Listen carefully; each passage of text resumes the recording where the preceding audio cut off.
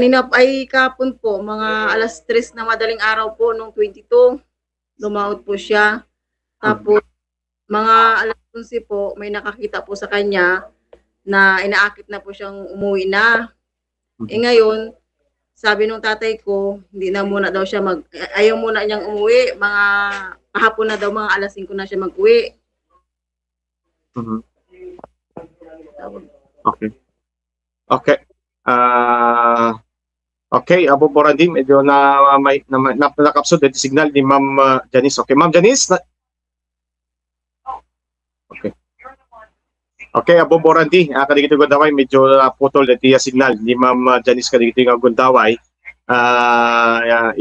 Basikin ko na, ikiti mo na impormasyon ni Bobo Randy, iti kalman, iti parbangon, bandang alas 2, alas 3, nagkalap, iti timapog, iti baybayan, iti pasig ti barangay Davila Pasukin Ilocos Norte. Expectaran daw mga agsublik ma, iti malam, ang ditamaten, nga handa mat nagpapangka digito nga Gundaway, mat pa handa pa hanpay nga nagsubli oran pay nagawit na Bobo Randy. Initial informasyon manipot ti biyang Philippine National Police adamit ti koordinasyon dan ng runay ti biyang ti Philippine Coast Guard Bombo Randy tajid ko ambente ko mano kumusta iti monitor or panag birog da kadagiti Gundaway. Okay, Ma'am Janice, okay na po? Hello po, sir, pasensya Yes na po. Tumawag lang po saglit na pindot ko. Sige lang po, okay lang po. Okay. Okay, Ma'am Janice, yung tanong ko kanina, pakikwento nga kung anong oras pumalaot ang inyong tatay. Bali po nung 22 ng madaling araw, alas 3 po. Lumaot po siya. Tapos po, mga alas 11 ng umaga, may nakakita po sa kanya na inakit na pauwi na po. Ngayon, ang sagot ng tatay ko, ayaw pa niyang umuwi. Magpahapon pa daw po siya, mga alas 5. Baka siguro wala pa siyang huli, kaya nagpaiwan muna siya, hindi muna siya umuwi. Tapos nung mga alas 5, parang kabado na po mga kapatid ko. Siyempre wala nga po siyang kakumboy, wala siyang kasama sa bangka. Yun na po yung mga kapatid ko naghanap na ng mga alas 5 ng hapon. Hanggang alas 3 na madaling araw po, wala pa rin, nung umuwi na sila, wala pa rin po, hindi pa nila nakikita yung tatay ko. Dati yung tatay niyo po, mag-isa lang siya, pupunta sa magpapalaot po? Po, may kasama po yun. Ngayon lang po, nitong araw lang po na lumaot siya na walang kasama at na walang kakumboy. Sabi mo kahapon ng hapon or gabi, binalikan yung mga kasama niyang mag-fisherman dyan para hanapin. Pero kumusta na po ang paghanap nila hanggang kaninang hapon po?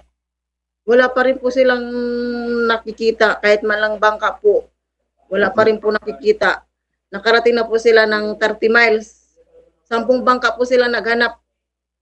Kaninang madaling araw, 5 bangka. Tapos kaninang umaga po, 5 din po. Hanggang sila ng alas 5 ng hapon, wala pa rin po sila nakuha kahit bangka po, wala po sila nakikita. Okay. Since hanggang ngayon hindi pa bumalik, nag-report na ba tayo sa Philippine Coast Guard diyan malapit diyan sa Barangay Davila, Pasukin Ilocos Norte? Ano po yung sinabi nila sa inyo, ma'am? Nag-rescue na daw po sila, sir. Tapos kinuha lang po yung pangalan, kung anong bangka. Yun lang pong inano sa amin. Tapos tawagan na lang daw po kami kung update, kung mayroon na silang pero mayroon naman pong pumunta ngayon, sir, itong gabi. MDRRC po, pumunta po ngayon.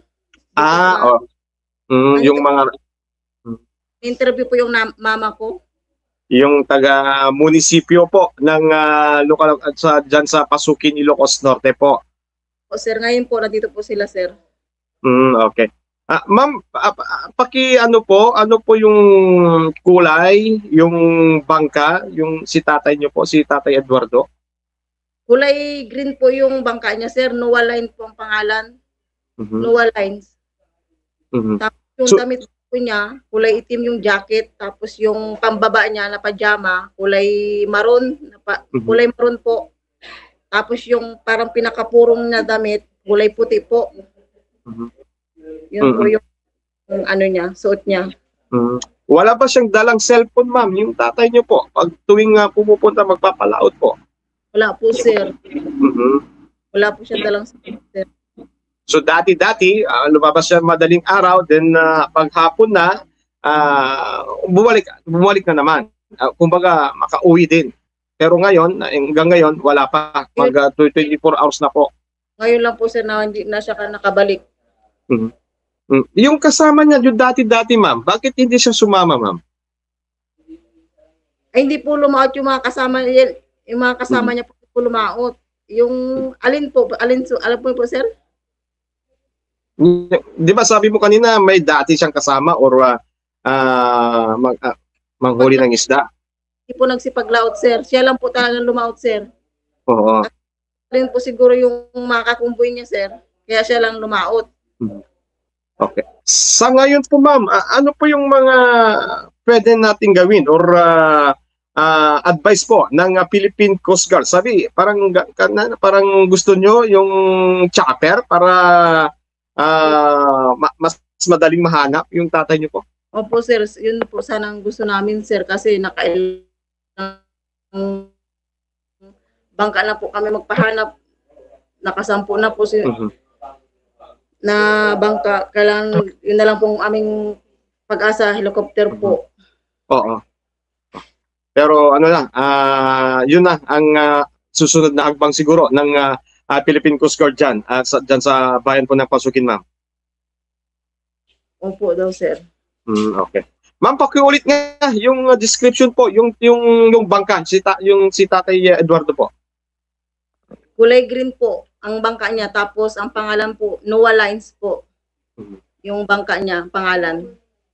Nung pumalaot ba yung tatay, base sa mga kasama niya dyan, na malaki ba yung alon ng bye-bye po? Kalma daw po. Kalma. Okay, Nung gabi lang daw po malakas. Nung gabi lang po malakas. Pero nung umaga, kalma po. Ayos naman daw po yung alon. Hindi naman malalaki yung alon. Okay. Okay, Bombo Randy, any follow-up question kay Ma'am Janice? Go ahead po. Okay, thank you very much, Ma'am Janice. Sabi nyo kanina, may nagyaya sa kanya para umuwi na pero tumanggi tong tatay mo na umuwi. Ang nasa isip mo baka kulang pa o wala pa siyang huli. Pero gaano kalayo, ilang nautical miles yung distansya from the shoreline yung tatay mo nung iniyaya siyang umuwi, ma'am? Yung miles po? Oo.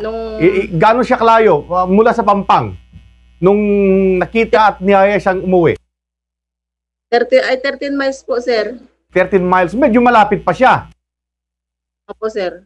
Oo. Malapit lang pero, po, sir. Nung niyaya siyang umuwi, wala na siyang kasamang mangingisda doon, mag-isa na lang siyang naiwan. Opo, sir. Mag-isa na lang po siya. Bakit? Kaya, may mga pagkakataon ba? Mag-isa lang siyang pumapalaot? Wala siyang kasama?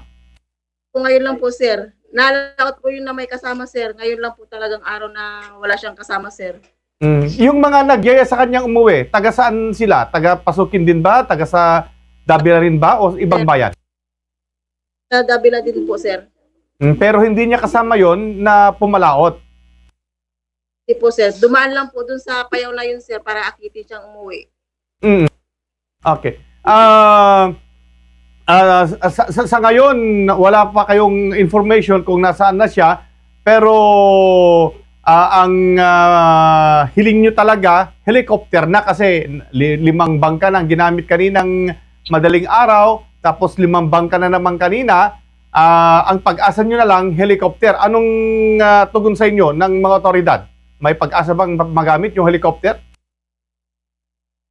Kasi ngayon daw po, sir, malaki daw po kasi ang gagastusin niyan sa helicopter, sir. Bakit daw? Gasolina? Hindi pa daw po sure. Mm. Kaya manawagan po sana si Sandro kung pwede tulungan po kami sa mga ano po. Kasi daw po may milyon daw po kasi ng helicopter, sabi ng MDRC. Mm. Kaya sana matulungan. Yun na lang ang pag-asa namin yung helicopter. Mm. Ilan kayong anak ni Katulad ng ano. ilan kayong magkakapatid? Sir, Ilan po kayong magkakapatid? 4 po, sir. Mm. Okay. Okay. Thank you very much. Sana'y makauwi na agad-agad tong tatay nyo. Ma'am Janice Albasan, dyan sa Barangay Davila Pasukin. Sana, sir, matulungan niyo kami, sir. Mm. Okay. Thank you very much, ma'am. Back to you, Bombo Roger. Okay, ma'am, lastly po, yung ano natin para sa ngayon alam ko gusto nyong kay Congressman Sandro, yung sabi mo kanina na humihingi kayo ng tulong kay Congressman Sandro para mas mabilis, para kasi yung sabi mo kanina yung yun nang tugon nilang yung mga Philippine Coast Guard na chopper na gagamitin. Ma'am, kung meron po yung sasabihin po, go ahead po. Sana nga po sa yun nga po, hiling ko sana kay Sandro na bigyan kami ng helicopter. Sana yun na lang po talaga, sir, ang pag-asa namin pamilya, sir.